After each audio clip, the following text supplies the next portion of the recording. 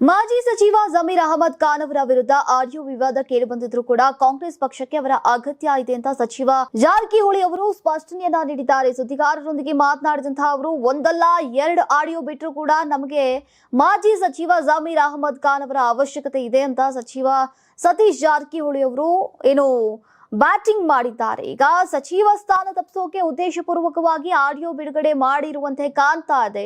ಎದುರಾಳಿಗಳ ತಂತ್ರ ಯಶಸ್ವಿಯಾಗಿರಬಹುದು, ಆದ್ರೆ ಒಂದಲ್ಲ ಎರಡು ಆಡಿಯೋ ಬಿಡುಗಡೆ ಮಾಡಿದ್ರು ಕೂಡ ಜಮೀರ್ ಅವರ ಶಕ್ತಿ ಮತ್ತು ಸಂಘಟನಾ ಸಾಮರ್ಥ್ಯ ಪಕ್ಷಕ್ಕೆ ಬೇಕೇ ಬೇಕು ಅಂತ ಜಾರಕಿಹೊಳಿ ಅವರು ಹೇಳಿದ್ದಾರೆ. ಕೆಪಿಸಿಸಿ ಅಧ್ಯಕ್ಷ ಸ್ಥಾನ ಕೈ ತಪ್ಪಿದೆಯೇ ಎಂಬ ಪ್ರಶ್ನೆಗೆ ಉತ್ತರಿಸಿದಂತಹ ಜಾರಕಿಹೊಳಿ ಅವರು ಅದು ಕೈ ತಪ್ಪಿದಂತಹ ವಿಷಯವಲ್ಲ, ಪಕ್ಷದಲ್ಲಿ ಒಬ್ಬರಿಗೆ ಒಂದು ಹುದ್ದೆ ಅನ್ನೋ ನಿಯಮ ಇದೆ.